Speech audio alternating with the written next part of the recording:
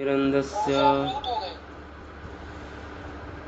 ज्ञानाञ्जनशलाकया चक्षुरुन्मिलितं येन तस्मै श्रीगुरवे नमः।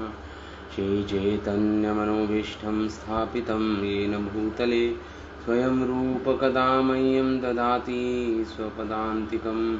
वन्देऽहं श्रीगुरु श्रीयुतपदकमलं श्रीगुरून् वैष्णवंश्च श्रीरूपं साग्रजातं सहगना रघुनाथान्वितं तं सजीवं साद्वैतं सावधूतं परिजनसहितं कृष्णचैतन्यदेवं श्रीराधाकृष्णपादान् सहगणललिता श्रीविशाखान्वितंश्च। ॐ नमो भगवते वासुदेवाय। ॐ नमो भगवते वासुदेवाय। ॐ नमो भगवते वासुदेवाय। नारायणं च नमस्कृत्यं नरं चैव नरोत्तमं देवीं सरस्वतीं व्यासं ततो जयमुदीरये। नष्टप्रायेषु अभद्रेषु नित्यं भागवतसेवया भगवती उत्तमश्लोके भवतात् भक्तिरहेतुकी तवै। इदं भागवतं नाम पुराणं ब्रह्मसंहितं उत्तमश्लोकचरित्रं चकारा भगवान् ऋषि निःश्रेयसाय लोकस्य धन्यं स्वस्ति अहं महत्। So reading from Shrimad Bhagavatam 10वां स्कंद पहला अध्याय। तो अभी तक हमने चर्चा की भगवान कृष्ण के जन्म के विषय में कथा सुखदेव गोस्वामी प्रस्तुत कर रहे हैं, बता रहे हैं परीक्षित महाराज को। तो भगवान के जन्म के विषय में सुखदेव गोस्वामी ने जो भी कुछ बताया कि हमने चर्चा की कि किस प्रकार भगवान का जन्म, भगवान ने योग माया शक्ति को बुलाया, कैसे सारे देवी देवता, ब्रह्मा जी, पृथ्वी जो बहुत सहनशील होती है, गाय का रूप धारण करके अपने पुत्र ब्रह्मा जी के पास गई और ब्रह्मा जी से अपने सारे दुख की कहानी सुनाई। पृथ्वी जी कहती हैं कि मैं अनेक दैत्य दानवों रूपी शासकों के बोझ से बोझिल हो गई हूं और सभी प्राय झूठ बोलते हैं। तो झूठ से बड़ा कोई बोझ नहीं है। पृथ्वी देवी कहती है एक ग्रंथ में कि मैं सब कुछ सह सकती हूं, लेकिन जो झूठ बोलने वाले लोग हैं उनका भार मैं सहन नहीं कर सकती। इस प्रकार पृथ्वी देवी ब्रह्मा जी से कहती हैं। तो फिर सारे देवी देवता, भगवान शिव और अनेक देवी देवता क्षीर सागर के तट पे जाते हैं। पुरुषा सुक्त नाम की जो वैदिक जो प्रार्थनाएं हैं वो उनका उच्चारण करते हैं और भगवान की फिर आकाशवाणी होती है। भगवान की वाणी खिरती है कि मुझे पता है पृथ्वी कितनी बोझिल है, मुझे इस बात का पहले ही ज्ञान है। तो मैं शीघ्र अतिशीघ्र वसुदेव जी के भवन में मैं उनके द्वारा मेरा अवतार होगा, मैं अवतीर्ण होऊंगा और सारे देवी देवताओं और उनकी स्त्रियों को कह दो कि वो यदुकुल में जाकर पहले ही वहां पर जन्म ले लें ताकि मेरी लीलाओं में सहायक हो पाए। इस प्रकार भगवान बोले। और उसके बाद सुखदेव गोस्वामी देवकी जी के विवाह की कथा बोलने लगे कि देवकी का विवाह हो रहा था वसुदेव जी से, जो उग्रसेन के पुत्र हैं। हाँ, और देवक महाराज ने, जो देवकी के पिता हैं, उन्होंने अनेक प्रकार का दहेज, जिसे सुखदेव गोस्वामी एक्सप्लेन कर रहे हैं कौन कौन सा दहेज दिया था। और कंस जो बहुत स्नेहिल था अपने बहन के प्रति, वह रथ पर जाकर बैठ गया और दोनों लगाम हाथ में लेकर अपनी बहन का रथ हाँकने लगा उसको ससुराल ले जाने के लिए, अपनी बहन को। तो इतने में आकाशवाणी हुई वहां पर, अनेक देवताओं की आकाशवाणी थी कि हे कंस, हे मूर्ख कंस, जिस बहन को तू बड़े प्रेम से इसकी ससुराल भेजने के लिए विदाई कर रहा है, इसका रथ तू हाँक रहा है, उसका अष्टम गर्भ, 8वां गर्भ तेरे मृत्यु का कारण बनेगा, तेरा वध करेगा वो। जिस क्षण कंस ने ये आकाशवाणी सुनी, तो ये आकाशवाणी देवताओं की थी, क्योंकि अब भगवान का अवतार होना है, तो उसके लिए अब देवता भूमिका बना रहे हैं। तो कंस, वैसे तो सारे देवी देवता डरते थे कंस से, कुछ भी नहीं कोई बोलता था, लेकिन आज देवता आकाशवाणी कर रहे हैं। क्यों? हमारे आचार्यगण कहते हैं क्योंकि आज देवताओं के पास भगवान विष्णु का आश्वासन है, भगवान विष्णु का आश्वासन है, और भगवान विष्णु के बल पर आज ये निडर हो गए हैं सारे देवी देवता। अब इनको भय नहीं है। एक अधिक बलशाली व्यक्ति का आश्रय लेओगे तो फिर निर्बल भी बलवान हो जाता है। तो उन्होंने आकाशवाणी की इस प्रकार, और कंस ने जैसी ही सुनी, एकदम अपने म्यान से कंस ने सीधे हाथ से तलवार निकाल ली अपने म्यान से, और उल्टे हाथ से अपनी बहन देवकी जी के केश पकड़ लिए उसने, और वध करने के लिए आतुर हो गया, प्रवृत्त हो गया कंस। अब वसुदेव जी भी रथ पर बैठे थे, उन्होंने कंस से प्रार्थना की कि अपनी बहन को छोड़ दो, उसके वध करने की इच्छा को छोड़ दो। और फिर वसुदेव ने साम दाम दंड भेद 4 नीति अपनाई कंस के प्रति, ताकि कंस ये इच्छा को त्याग दे अपनी बहन की वध की। उसमें अब श्लोक आते हैं कि वसुदेव जी क्या बोले, कंस को क्या बोले वसुदेव जी। वसुदेव जी कंस को बोले, श्लाघनीय गुणाशोरेर भवान भोजे यशस्करः सा कथम भगनिम हन्यात् स्त्रियम उदाह पर्वण मृत्यु जन्मवता वीरा देहेन सह जायते अद्येवा शब्द शतान्ते वा मृत्येव प्राणिनां ध्रुवः देहं पंचत्वम् उत्पन्नः देहि कर्मनुगो वशः देहान्तरम् अनुप्राप्ये प्राकन्तनं त्यजते वपुः व्रजसी तिष्ठन् पदेकेन यथेवेकेन गच्छति यथा तृणजलूकैवं देहि कर्म गतिं गतः। तो वसुदेव जी बोले, वसुदेव उवाचा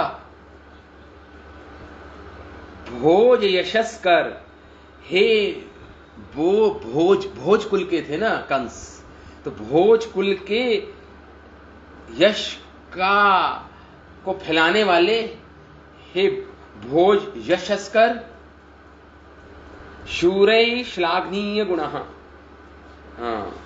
जो वीर पुरुष होते हैं, तुम्हारे जैसे शूर वीर पुरुष होते हैं, वसुदेव बोले शूरे श्लाघनीय गुणः, जिनके अंदर अनेक प्रशंसा करने वाले गुण होते हैं।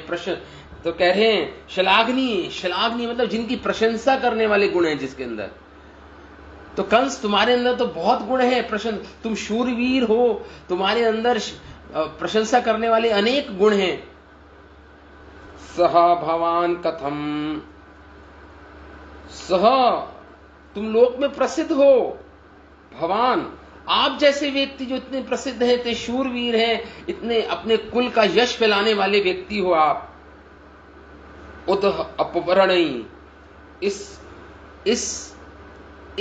अवसर पर, जो इतना मंगल अवसर है, जिसमें आपकी छोटी बहन का विवाह हुआ है, ये बहुत ही मंगल अवसर है, ऐसे बोल रहे हैं वसुदेव। उदाह पर्वणि, ये पर्व जो है ये बहुत ही मंगलमय है।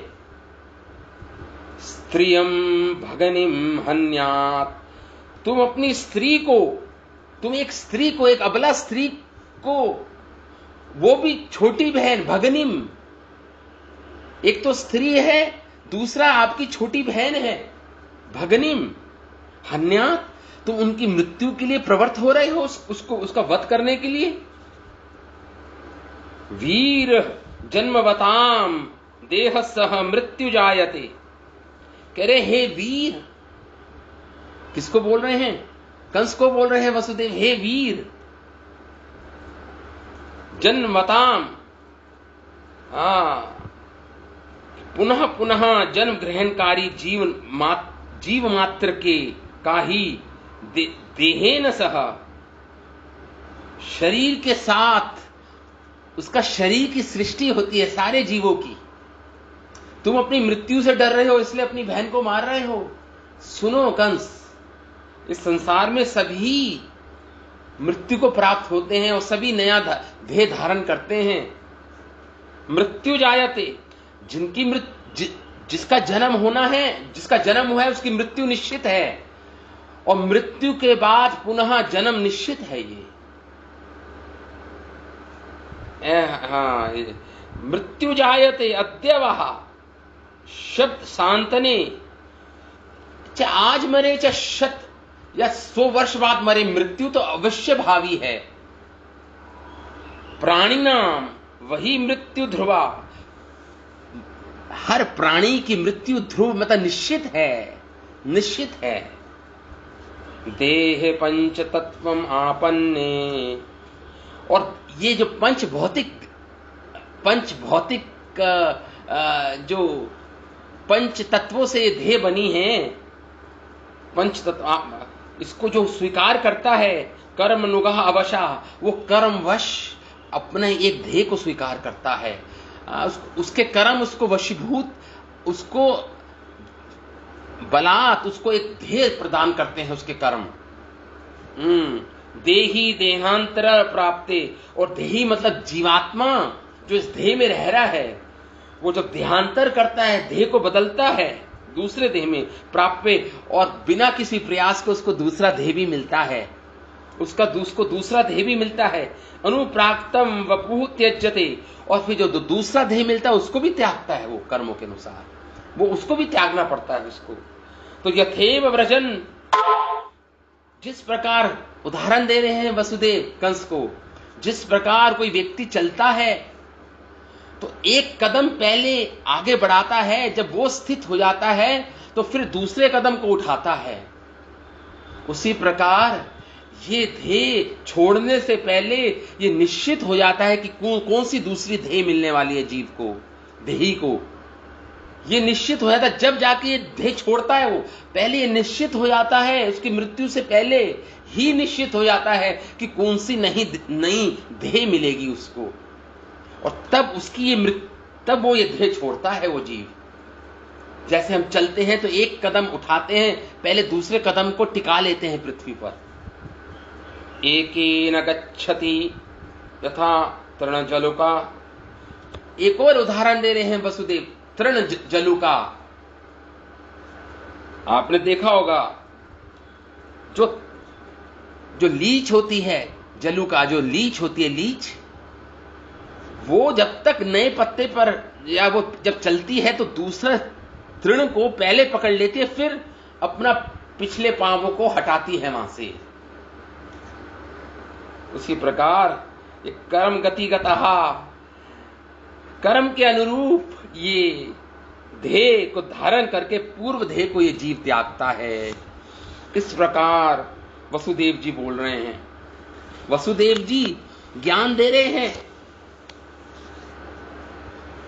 पुनर्जन्म बता रहे हैं कि कैसे जीव देहांतरण करता है, तो तुम क्यों भयभीत तो अपनी मृत्यु से कंस?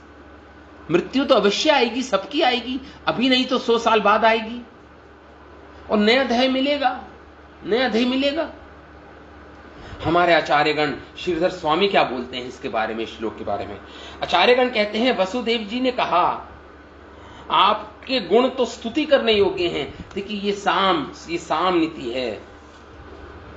आज भोजकुल के यश को संपादित करने वाले हो आप, फिर एक स्त्री को जो कि आपकी बहन है, उस पर भी उसका विवाह के पर आप कैसे उसे मार सकते हो? श्रीधर स्वामी एक आचार्य हैं, वो बोल रहे हैं, यदि कहो कि मैं मरण के भय से मार रहा हूं, अगर कंस उत्तर दे कि मैं मरण के भय से मार रहा हूं, तो उसका उत्तर है कि मरण टाला नहीं जा सकता, अपरिहरणीय है, अपरिहर है मरण, निश्चित है मरण सबका, एवं मरण के बाद देह अवश्य प्राप्त होता है। उस देह में भी भोग और प्रेम के पात्र भी इस जन्म में समान ही अवशेष, अतः मरण के भय से पाप का आचरण अनुचित है। इसलिए मरण के भय से पाप का आचरण करोगे कंस तुम, ये अनुचित है। जन्म धारण करने वाले की मृत्यु का ललाट पे लेखन विधाता के द्वारा देह के साथ ही कर दिया जाता है। हमारे आचार्य कितने सुंदर लिख रहे हैं, अवश्य होने मृत्यु के विषय में केवल विलंब के निमित्त पाप का आचरण करना, तो इसलिए पाप का आचरण मृत्यु के भय से नहीं करना चाहिए, क्योंकि मृत्यु तो निश्चित आएगी। इस देह के चले जाने पर यदि दूसरे देह की प्राप्ति ना हो, तब तो आप इस देह को पालन करने में आप पाप करो। अगर आपको दूसरी देह ना मिले इस देह को छोड़ने के बाद, तो ठीक है, पाप आचरण चाहे कोई कर भी ले, लेकिन निश्चित है कि दूसरा देह मिलना है उसको। सभी जीव का देह मृत्यु को प्राप्त होने वाला होता है। उस समय अपने कर्म के वशीभूत हो बिना प्रयत्न के जीव पहले से नए देह को प्राप्त करता है और बाद में पूर्व देह का त्याग करता है। वसुदेव जी बोल रहे हैं कंस को।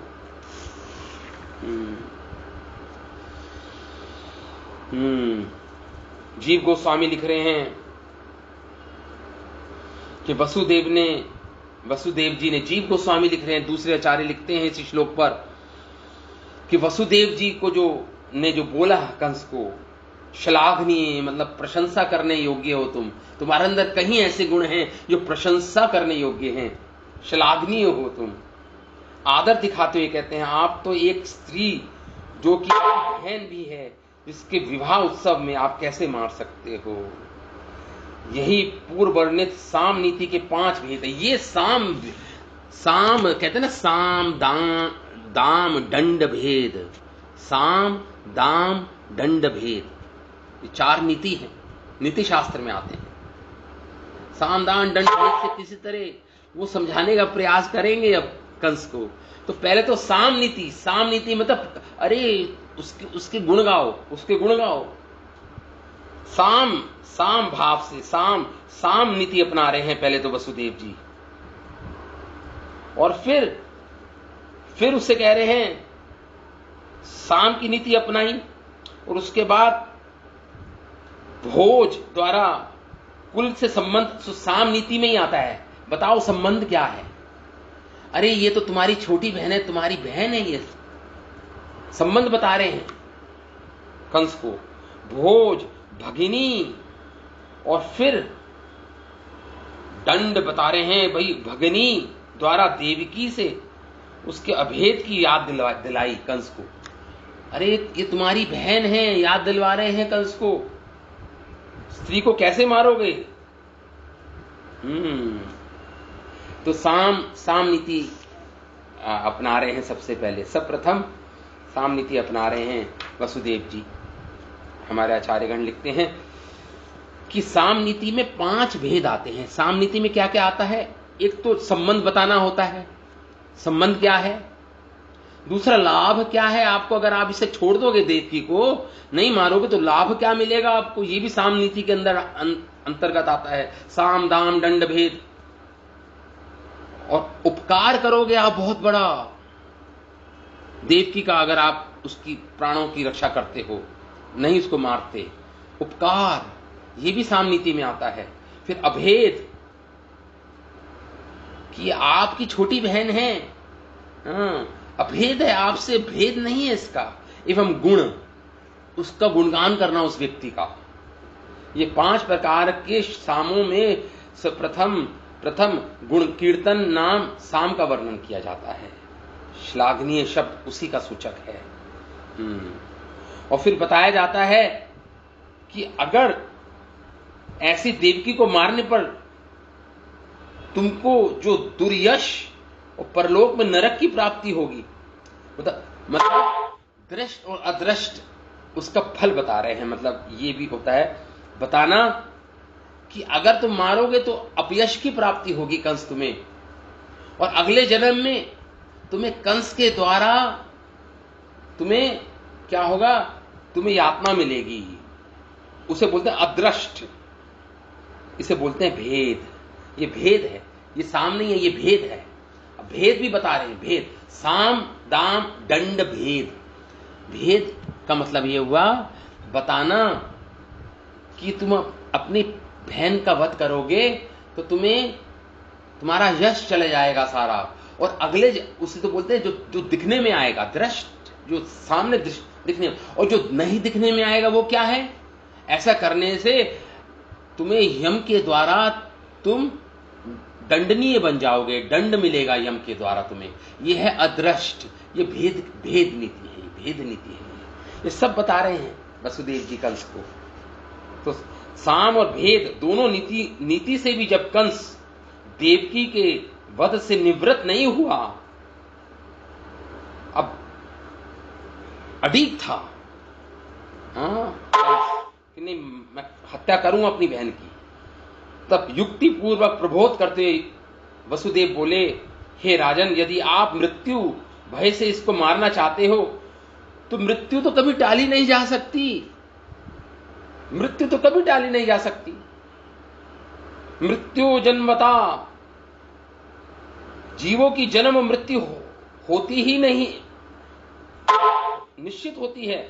स्थूल देह के साथ संबंध से ही जन्म लेने वालों की मृत्यु निश्चित हो जाती है, प्रसिद्ध है ये बात, प्रसिद्ध है। मृत्यु कब उत्पन्न होती है? उत्तर है आज हो या 100 वर्ष हो। ये सारे अपने शब्दों में बोल रहे हैं वसुदेव महाराज, ये सब चीजें बोल रहे हैं कि मृत्यु के काल का निश्चय नहीं है, वह 100 वर्ष के बीच में भी कभी भी हो सकती है। इसमें प्रमाण वर्णन करते हैं कि प्राणियों की मृत्यु तो निश्चित है। गीता शास्त्र में बोला है, जन्म ध्रुवम जन्म मृत्यु जातम, जन्म लेने वाले की मृत्यु निश्चित है और मरने वाले का जन्म भी निश्चित है, ऐसा गीता बोलती है। तो इसमें आगे रखते हुए चरण पर कुछ देर टिके रहकर दूसरे चरण को तो दृष्टांत दे रहे हैं जो हमने बताया। इस प्रकार वसुदेव कंस को बोले। आगे वसुदेव जी क्या बोलते हैं देखिए। अब किसी तरह उनको कंस को समझाना है, मृत्यु ऊपर है और देवकी की मृत्यु आने का भय है। वसुदेव जी समझाने का प्रयास कर रहे हैं। साम और भेद की नीति अपनाई इन्होंने। अब देखिए आगे क्या कह रहे हैं। स्वप्ने यथा पश्यति देहम ईदृशम मनोरथेनाभिनिविष्ट चेतनः दृष्ट श्रुतभ्याम मनसानुचिन्तयन् प्रपद्ये तत् किमपि हि स्मृतिः यतो यतो धावति देव च उदितं मनोविकारात्मक आप पंचसु गृणेषु मायार्चित्तेषु देहसौ प्रपद्यमानः सतेन जायते ज्योतिरथेवा पार्थिवेष्ववदः समीर वेदानुगतं विभावते एवं स्वयमारत्य चितेष्वसौ पुमान् गुणेषु रागनुगतो विमुह्यति तस्मान् कस्यचित् द्रोहम् आचरेत् स तथा विधा आत्मानं क्षेमम् अन्विच्छन् द्रोग ध्रुवे परतो भयम्। तो आगे क्या बोल रहे हैं वसुदेव जी? कह रहे हैं श्रुत दृष्ट श्रुताभ्याम,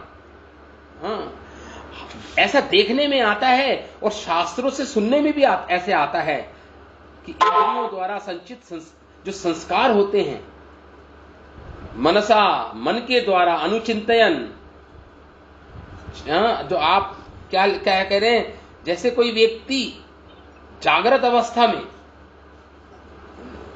और सुनकर या संचित संस्कार से मनसा अनुचिंतन, अपने मन के द्वारा चिंतन करके स्वप्ने यदा देहमिदृशम, स्वप्न में अपने आप को राजा मानता है। कोई किसी ने स्वप्न देखा कि वो राजा बन गया है, या स्वप्न ही देख रहा, जागृत अवस्था में है और जागृत अवस्था में चिंतन कर रहा है कि मैं राजा बन गया हूं, राजा का ऐश्वर्य मेरे पास है, इतना चिंतन कर रहा है जागृत अवस्था में कि उसको अब लगने लगा है वो राजा है, और या फिर स्वप्न देख रहा है कि वो राजा बन गया है। दोनों बातें हो सकती हैं। ईदृशम अभिनिविष्ट चेतम पश्यति, तो कह रहे हैं तो मैं राजा हूं, मैं इंद्र हूं, इस अपस्मृति, अपनी उस भाव में खो जाता है, या तो स्वप्न में या जागृत अवस्था में भी अपने ही दुनिया में खो जाता है, जागृत या स्वप्न में अपने आप को राजा, लेकिन अपनी इस देह को भूल जाता है। वो भूल जाता है, यथा जो रियलिटी है, जो सत्यता को भूल जाता है, अपने मन से एक अपनी दुनिया में रहता है वो देवम। और फिर जैसे कोई पुरुष जागृत अवस्था में राजा के ऐश्वर्य को देखकर और इंद्रादि के ऐश्वर्य को सुनकर अपनी अभिलाषा करने लगता है, देखता है, सुनता है और अभिलाषा करता है, और उसका चिंतन करते करते उन्हीं बातों को में घुल मिल जाता है और एक हो जाता है, तथा स्वप्न में अपने को राजा और इंद्र के समान अनुभव करता है। देखिए, या तो जागृत अवस्था में इतना गाढ़ चिंतन करता है कि वो अभिनिवेश हो जाता है, उसका अभिनिवेश हो जाता है। एक नाटक में, ये सत्य बात है, एक नाटक में एक पात्र दशरथ बना, और जब राम भगवान का वनवास हुआ तो दशरथ इतना वो दशरथ बना हुआ था नाटक में। जब रामायण का, जब रामलीला चल रही थी, तो दशरथ के रोल में वो इतना अभिनिवेश हो गया उसके मन का कि वो अपने आप को दशरथ मानने लगा, और भगवान राम के जाने के बाद वो जो एक्टर था, वो जो दशरथ बना हुआ था, उसकी मृत्यु हो गई। इसके कारण उसकी मृत्यु हो गई, क्योंकि अभिनिवेश है, अभिनिवेश बोलते हैं इसको। उसी प्रकार स्वप्न में भी हम अपने आप को राजा या इंद्र समझ बैठते हैं और चिंतन करते हैं। कभी कभी जागृत अवस्था में भी मन चिंतन करता है। वैसे ही जीव, उसी प्रकार जीव जिसका चिंतन करता है, जो देखता है, उसी प्रकार वसुदेव जी कह रहे हैं जो जीव है, जीव का मन अनेक विकारों का पुंज है। अनेक विकार, वासनाएं, तृष्णाएं इस जीव के मन में हैं, पुंज है ये। देहांत के समय अनेक जन्मों से संचित और प्रारब्ध कर्मों की वासनाओं के अधीन होकर माया के द्वारा रचे अनेक पंच भौतिक शरीरों में से जिस किसी शरीर के चिंतन में तल्लीन हो जाता है और मान बैठता है कि ये मैं हूं, उसे वही शरीर ग्रहण करके जन्म लेना पड़ता है। तो मृत्यु के समय जिस चीज का चिंतन चल रहा है, उसका जिस चीज का अभिनिवेश है उसके मन में, क्योंकि ये विकारों का पुंज है मन, तो जो मन का जो अवस्था है मृत्यु के समय, जो विचार है मन के, उसके अनुसार उसको एक पुनः देह मिल जाता है। बलात् उसको वो स्वीकार करना पड़ता है, उस देह के अधीन बनना पड़ता है उस जीव को, क्योंकि मृत्यु के समय उसकी मन की दशा वो है। और फिर जब वो नया देह धारण करता है तो उस नए देह को अब मैं मान बैठता है। वो उसे ये मैं हूं, उसे वही शरीर ग्रहण करके जन्म लेना पड़ता है। ये मैं हूं। एक नए शरीर में अब ये मैंपन आ जाता है उसका। उदाहरण दे रहे हैं, उदाहरण देके बता रहे हैं वसुदेव जी। जैसे आपने देखा होगा चंद्रमा या सूर्य जब होता है, उगा होता है, होते हैं, तो उस सूर्य चंद्रमा का प्रतिबिंब पड़ता है पानी में या तेल में। पानी में लगा लीजिए आप, पानी में सूर्य का प्रतिबिंब पड़ता है, या चंद्रमा का प्रतिबिंब पानी में पड़ता है। तो जब वो पानी को हिलाओ, तो उस पानी को हिलाओ जिस पे प्रतिबिंब पड़ रहा है, तो ऐसे लगता है चंद्रमा हिल रहा है या सूर्य हिल रहा है। एक्चुअली चंद्रमा सूर्य नहीं हिल रहा, वो प्रतिबिंब हिल रहा है जो पानी पर पड़ रहा है, प्रतिबिंब। उसी प्रकार जीवात्मा की यथा स्थिति है। जीवात्मा तो शुद्ध है, लेकिन जब वो शरीर धारण करता है और शरीर को आत्मा मैं मान बैठता है, और जब शरीर को कुछ होता है तो उसे लगता है कि मुझे हो रहा है। शरीर की मृत्यु आती है तो उसको ऐसा लगता है मुझे मृत्यु आ रही है।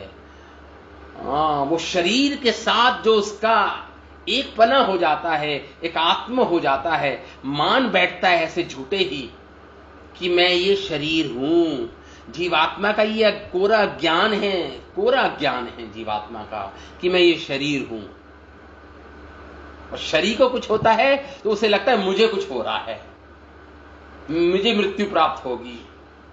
तो वसुदेव जी यही कह रहे हैं कंस को, महाराज कंस को, अरे कंस, मृत्यु कुछ नहीं है। जीवात्मा की कभी मृत्यु नहीं होती कंस। और ये कह रहे हैं कि हवा के झोंके से जब वो हिलता है तो तुम्हें लगता है वो मोहित हो जाता है। इसलिए जो अपना कल्याण चाहता है उसको किसी से इस शरीर के कारण द्रोह नहीं करना चाहिए, किसी से द्रोह नहीं करना चाहिए जो अपना कल्याण चाहता है, वसुदेव जी कह रहे हैं। क्योंकि जीव कर्म के अधीन है और किसी से भी द्रोह करेगा उसको इस जीवन में शत्रु से या जीवन के बाद परलोक में भयभीत होना ही पड़ेगा।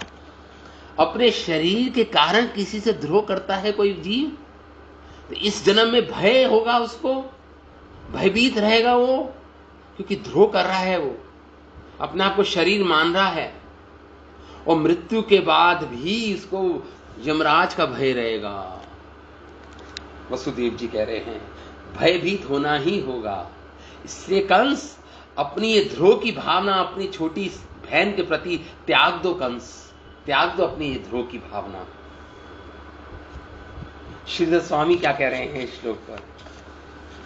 श्रीधर स्वामी महाराज बोल रहे हैं, अब एक ध्येय में ही स्वीकार तथा परित्याग का वर्णन दूसरे दृष्टांत के द्वारा दिया गया। अब ये दूसरा दृष्टांत है, स्वप्न यथा। जैसे स्वप्न, जब कोई व्यक्ति पहले कभी देखे हुए राजा आदि को तथा पहले कभी सुने इंद्र आदि को दर्शन या श्रवण के द्वारा प्राप्त हुए संस्कारों से मन के द्वारा उन्हीं का चिंतन करते हुए स्वप्न में अपने को अद्भुत राजा या इंद्र के रूप में देखता है, जबकि उसने इन रूपों का जागृत अवस्था में, जो कि उसने इस रूपों को जागृत अवस्था में देखा है, सुना है, वही संस्कार बन गए उसके।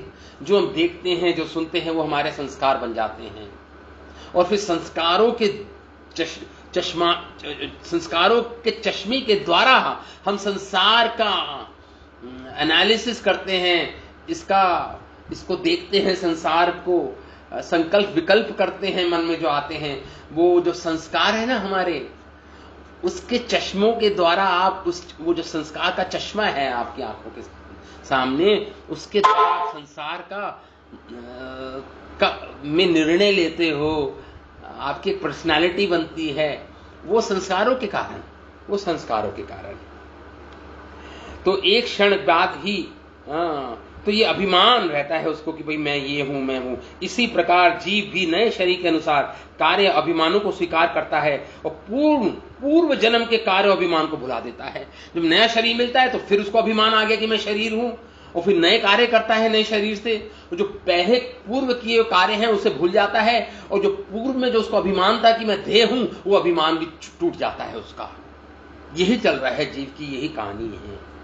मनोरथेना अनिविष्ट चेतना, मन के रथ पर बैठा है ये जीव। ये मन इसको विवश कर रहा है अलग अलग ध्येय में ध्यांतरण करने के लिए। ये मन ही विवश कर रहा है, ये मन ही विवश कर रहा है।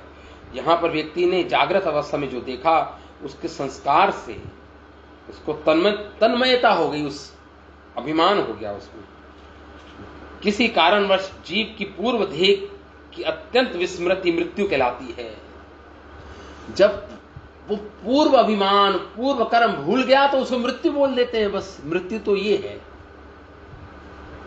तथा नए ध्येय की आत्म रूप में सर्वतो भावेन स्वीकृति ही जन्म है। नए शरीर को धारण करना, अभिमान करना, नए कर्म करना उस शरीर के द्वारा, यही जन्म कहलाता है। पिछले जन्म के अभिमान और कर्म को भूलना ये मृत्यु कहलाती है।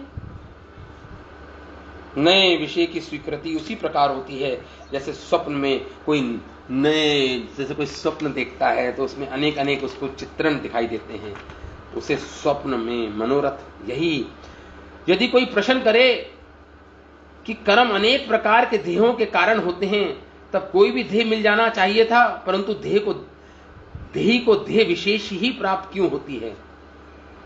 तो कह रहे हैं श्रीधर स्वामी, अगर कोई प्रश्न करे कि ध्येय मतलब आत्मा को ध्येय विशेष की ही प्राप्ति क्यों होती है, कोई भी ध्येय क्यों नहीं मिलता? इसका उत्तर है यतो यतः। वसुदेव जी कह रहे हैं यतो यतः। ध्येय की मृत्यु के समय पंच महाभूतों से में माया के द्वारा अनेक ध्येय रच दिए जाते हैं, और फल जो उसको कर्मों के फल के अनुसार उसको प्रेरित होकर अनेक विकारों वाला मन पशु या देव बनता है या पशु बनता है। जिस जिस ध्येय की ओर दौड़ता है, जो जो संस्कार हैं उस जीव के, जो उसके मन में स्टोर्ड हैं, वहां वहां वो जीव दौड़ाया जाता है बला, क्योंकि उसके मन में वो संस्कार हैं, वो तृष्णाएं, वो वासनाएं हैं। तो वहां वहां उन शरीरों में दौड़ाया जाता है उस देही को, उस आत्मा को। वहां उसी देह में जीव का जन्म होता है। इस प्रकार कोई प्रश्न करे, देह प्राप्त करने में यदि मन ही करता है तो मन को ही जन्म लेना चाहिए, आत्मा को तो नहीं लेना चाहिए, क्योंकि आत्मा तो अकर्ता है, कुछ कर नहीं रहा। कोई ये भी प्रश्न उठा सकता है, संशय उठा सकता है कि हम कहें कि मन ही कारण है नए देह को धारण करने का, तो मन लेना, आत्मा को क्यों बेचारे को नया शरीर मिल रहा है? आत्मा का क्या इसमें दोष है? इसके उत्तर में वसुदेव कह रहे प्रपद्यमान शब्द यूज कर रहे हैं श्लोक में। प्रपद्य मतलब जीवात्मा माया के कारण ये मान बैठा है कि मैं ही मन हूं। जीवात्मा ये मान बैठा है अज्ञानता के कारण कि मैं ही मन हूं, अतः मन के साथ वह जन्म लेता है, क्योंकि जीवात्मा अज्ञानता के कारण ये मान रहा है कि मैं ही मन हूं, मैं ही ये इंद्रियां हूं, मैं ही ये बुद्धि हूं। इसलिए जीवात्मा को साथ जाना पड़ता है, मन के साथ जाना पड़ता है, नए देह धारण करता है, जीवात्मा लेना पड़ता है, क्योंकि अपने आप को मन मान बैठा है। ये आत्मा बेचारा मन मान बैठा है अपने आप को। तो यदि कोई प्रश्न करे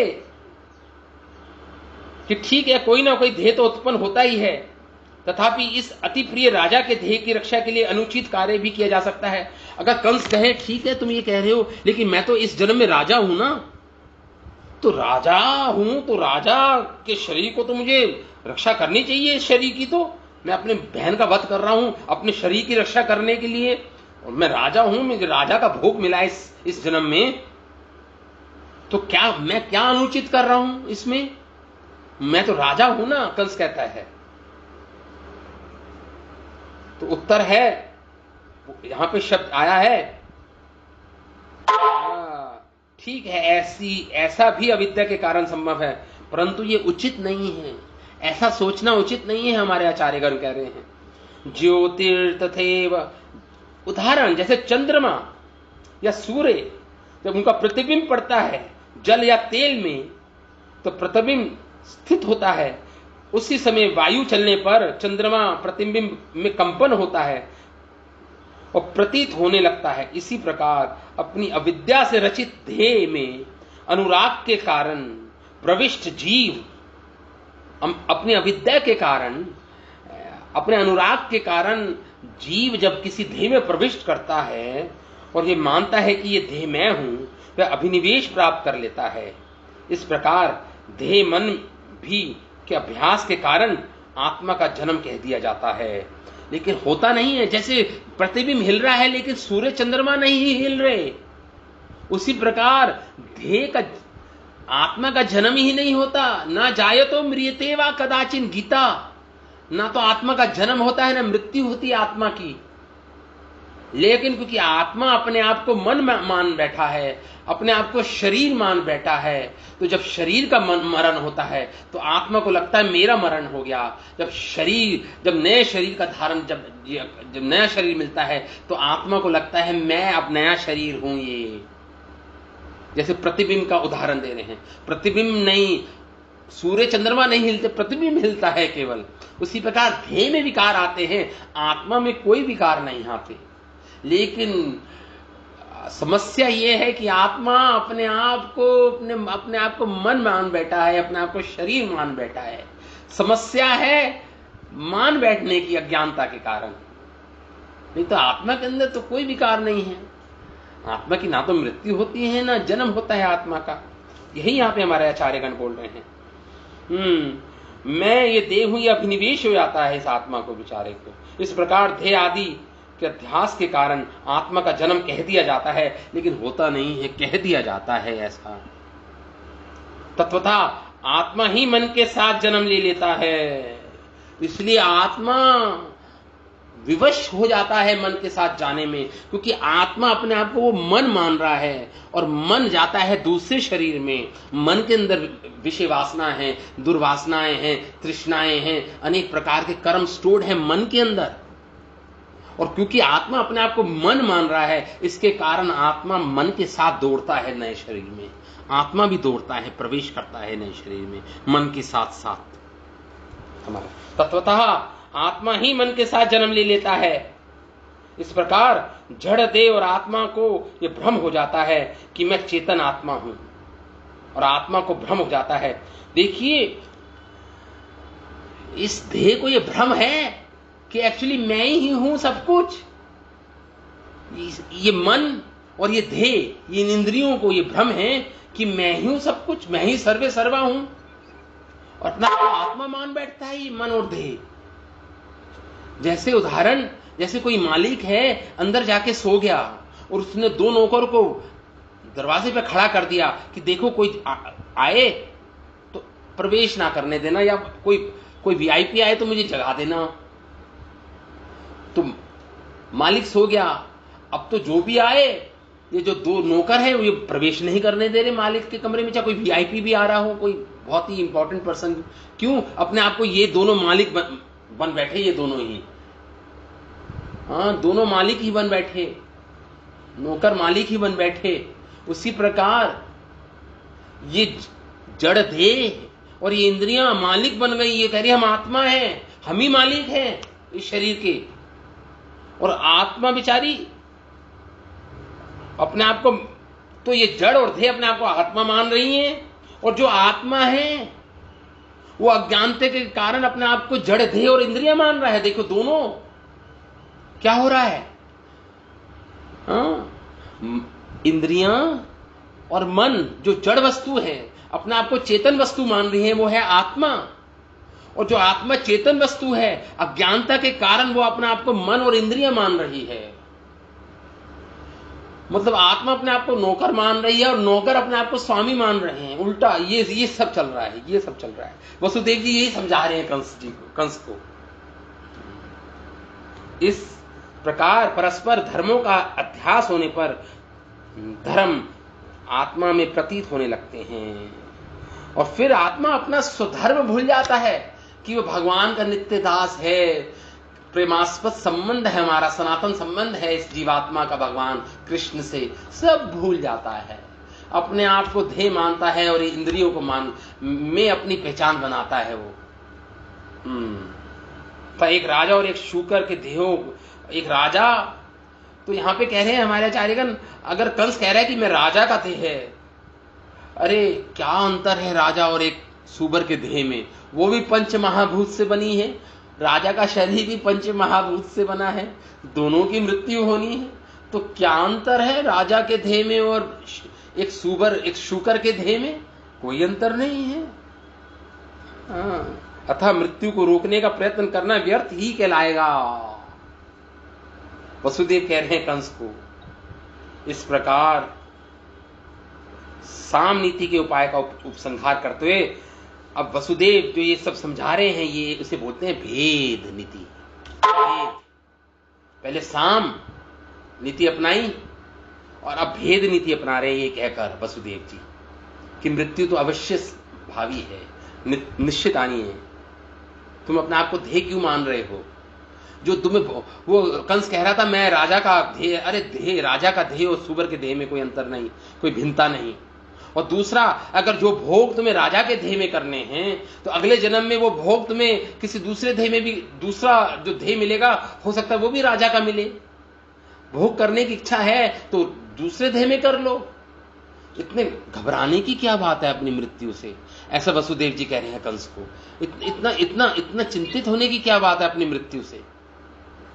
वो भोग जो तुम्हारे ने निर्धारित किया गया है, तुम्हारे कर्मों ने जो निर्धारित कर दिया है, जो भोग, वो तुम्हें निश्चित मिलेगा। इस ध्येय में नहीं मिलेगा तो अगले ध्येय में मिल जाएगा। तो तुम इतना क्यों चिंतित हो कंस? इतने क्यों चिंतित हो तुम? इस प्रकार वसुदेव जी ये सब बोलकर ध्येय ध्रुव करने वाले कंस को दृष्ट और दृष्ट मतलब भेद नीति अपना रहे हैं। अब वसुदेव समझा रहे हैं, देखिए हित करने वाले हैं वसुदेव जी, हित चाहते हैं कंस का। जो हितकारी पुरुष होते हैं ना, जो उनकी बात नहीं मानते फिर भी वो बोलते रहते हैं, उसका हित करना चाहते हैं, हित ही चाहते हैं हितकारी लोग। क्योंकि उनको पता है कि अगर हित, वो कोई व्यक्ति जानता है कि इसमें इसका हित है और कोई व्यक्ति अपना अहित करने में तुला हुआ है, और जो बुद्धिमान व्यक्ति है वो जानता है इसका अहित होगा, हित नहीं है, वो जिसको ये पता है कि हित किसमें है, वो निश्चित रूप से उसको जाके समझाएगा।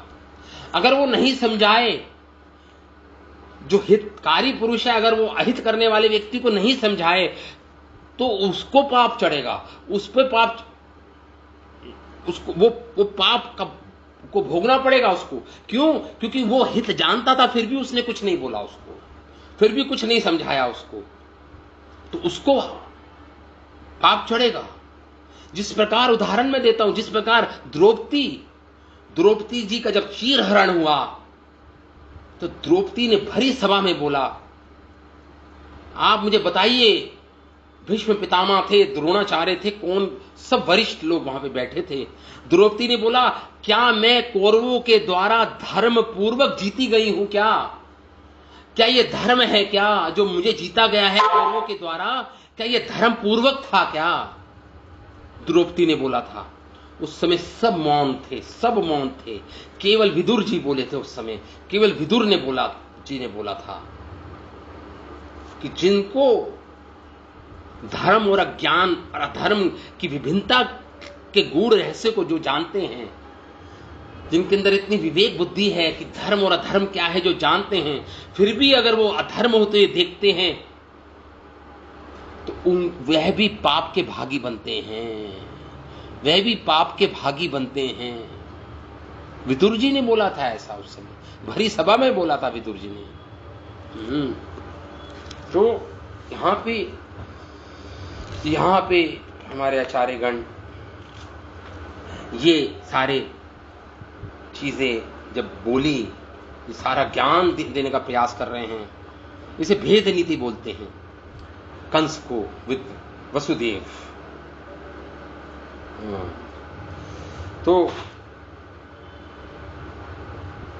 तो आगे हम पढ़ते हैं श्लोक, अगले 4 श्लोक और पढ़ते हैं। ऐशा शुकदेव गोस्वामी कह रहे हैं परीक्षित महाराज को, ऐशा तवनुजा बाला कृपणा पुत्र कोकुमा हंतुम नारहसी कल्याणीम इमाम त्वं दीनवत्सला। शिशुकवाचा एवं साम अभिहृदे भेद बोध्यमानोऽपि दारुणः नान्यवर्तत कौरव्ये पुरुषादान अनुव्रतः। निर्बन्धं तस्य तं ज्ञात्वा विचिन्त्यान् आनकदुन्दुभिः प्राप्तं कालं प्रति व्योढुम् इदं तत्रान्वपतितः। मृत्योर्बुद्धिमताम् एहो यावत् बुद्धिबलोदयम् यद्यसौ न निवर्तेतः नापराधोऽस्ति देहिना। अगले 4 श्लोक में शुकदेव गोस्वामी कहते हैं, कहते हैं ऐशा मरण के भय से अति दीन कृपणा, ये तुम्हारी बहन वसुदेव, अभी तो वसुदेव ही बोल रहे हैं, वसुदेव जी कह रहे हैं हे कंस ऐशा तमनुजा, तुम्हारी अनुजा बहन है, छोटी बहन है ये, और कृपणा है, बेचारी अबला है, स्त्री है, बाला है, और तुम्हारी पुत्र कोपमा, पुत्री के समान है ये, तुम्हारी छोटी बहन है ये। पुत्र कोपमा, तुम्हारे हाथ में कठपुतली के समान है, तुम्हारे ऊपर आश्रित है ये तुम्हारी बहन। पुत्री कोपमा है तुम्हारी। हंतुम न हरसी कल्याणी, ये हंतुम क्या कह रहे हैं कि इमाम इस निरपराधी कल्याणी, इस कल्याणी देवी को निरपराधी है ये। हंतुम न अर्हसी, वध करना उचित नहीं है कंस, वध करना उचित नहीं है इसका, अपनी छोटी बहन का वध करना उचित नहीं है कंस। शुकदेव गोस्वामी बोले इसके बाद, शुकदेव गोस्वामी ने कहा कि हे परीक्षित, हे कौरव्य, हे परीक्षित, दारुणा पुरुषदान अनुव्रतः। वो कंस नृशंस था, नृशंस मतलब क्रूर था वो कंस, पुरुषादान अनुव्रतः। और उसके सहचर कौन थे? बकासुर, तृणासुर, पूतना, ये तो उसके सारे, वो तो उनके संगी थे इस कंस के, इस दुष्ट कंस के। पुरुषादान अनुव्रतः सह एवं साम भी भेदे, उसको साम भेद की नीति से बताया वसुदेव महाराज ने, भेद की नीति से उसे समझाया। भेदे बोध्यमानापि नान्यव्रतः, उसे बोध कराया, बोध्यमाना, उसको समझाया, लेकिन समझाने पर भी नान्यव्रत था, वो फिर भी अपनी बहन देवकी के वध करने पर के प्रति आतुर था। न निवृता, निवृत नहीं हुआ अपनी बहन को मारने की, वो उसकी बुद्धि नहीं फिर भी आतुर था अपनी बहन का वध करने के लिए, अत्यंत आतुर था ये कंस। तो जब ऐसा हुआ, इतना समझाने पर भी नहीं माना, तो फिर वसुदेव ने मनन चिंतन किया। वसुदेव जी का नाम है आनक दुंदुभी, एक नाम भी है वसुदेव जी का। क्यों नाम है इनका आनक दुंदुभी? वसुदेव जी का जब जन्म हुआ था तो देवी देवताओं ने दुंदुभी बजाई थी, बिगुल बजाए थे, इसलिए इनका नाम ही पड़ गया था वसुदेव का, आनक दुंदुभी। तो शुकदेव गोस्वामी कह रहे हैं यहां पर, आनक दुंदुभी तस्य तम निर्बंध ज्ञात्वा विचिंत्या। तस्य मतलब कंस का, और जो आग्रह था कंस का, आग्रह मतलब आतुर था कंस। निर्बंधम, तम निर्बंधम था, आग्रह था। ज्ञात्वा, ऐसा समझकर वसुदेव जी ने विचिंत्य, कुछ विचार विमर्श किया, विचार किया, वसुदेव जी ने विचार किया हाँ?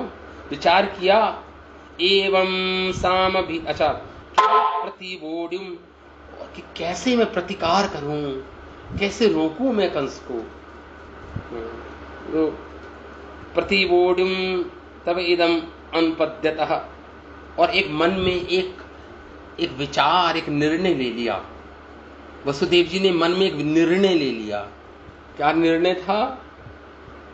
एक निश्चय कर लिया। क्या? बुद्धिमता यावत बुद्धि बलोदयम। वसुदेव जी ने सोचा मन में, जो बुद्धिमान लोग होते हैं, जब तक उनके अंदर बुद्धि है या बल है, तब तक वो अपने आप की मृत्यु से रक्षा करते हैं। ऐसा करना भी चाहिए, यही धर्म है। अपनी बुद्धि और अपने बल से अपने ध्येय की रक्षा करनी चाहिए मृत्यु से। ये धर्म शास्त्र, ये शास्त्र बोलते हैं ऐसा। बुद्धि बलोदयम मृत्यु अपोइहा, मृत्यु का प्रतिकार करना चाहिए सबको, ये सबका धर्म है।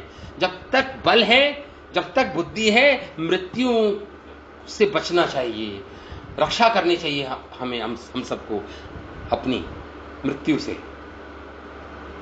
और यदि असौ न निवर्तेत, और अगर अपने बल और अपनी बुद्धि लगाकर भी अगर आपको लगे नहीं अब मृत्यु से मैं बच नहीं सकता, देहिना अपराध न अस्ति, तो फिर आपको कोई अपराध नहीं लगेगा, क्योंकि अंतिम काल तक आपने प्रयत्न किया अपनी रक्षा करने के लिए मृत्यु से, अपने बल और अपनी बुद्धि से अंतिम समय तक प्रयत्न किया। लेकिन जब लगा कि नहीं बिल्कुल ही कुछ नहीं है, तो जब आपने कहा कि नहीं अब तो मृत्यु अवश्य भावी है, आएगी, तो उसमें फिर आपको अपराध नहीं लगेगा, क्योंकि आपने अपना पूरा प्रयास किया है, अपनी पूरी बुद्धि और अपने बल से अपनी रक्षा करने का प्रयास किया है, तो उसमें आपको अपराध नहीं लगता, उसमें आपको अपराध नहीं लगता, ऐसा शास्त्र बोलते हैं। यही बात वसुदेव जी मन में सोच रहे हैं, अपराध नहीं है। हाँ, हो गया समय। अब आगे क्या बोलेंगे वसुदेव जी, क्या नीति अपनाएंगे, क्या बोलेंगे, कैसे रक्षा करेंगे देवकी की, ये हम आगे पढ़ेंगे हमारे आचार्यों के भाष्य के साथ, उनकी कमेंट्रीज के साथ हम आगे और पढ़ेंगे। कल तक हम यहाँ पे विराम देते हैं कथा को। कल पुनः हम अभी वसुदेव जी को उसी चिंतन मनन में छोड़ जाते हैं जो अभी स्थिति बनी हुई है, और वहीं पे छोड़कर कल पुनः हम वसुदेव जी के पास आएंगे, समझेंगे क्या वसुदेव जी की नीति रही, क्या करना चाह रहे हैं और वो क्या सोच रहे हैं। कल हम पुनः इसका श्रवण करेंगे, इस भागवत कथा का। श्रीमद् भागवत ग्रंथ की जय, श्रील व्यास देव की जय, फिर सुखदेव गोस्वामी परीक्षित महाराज की जय, श्रील प्रभुपाद की जय, अनंत कोटि वैष्णव वृंद की जय। निताय गौर प्रेमानंदे, हरि हरि बोल, हरि कृष्ण।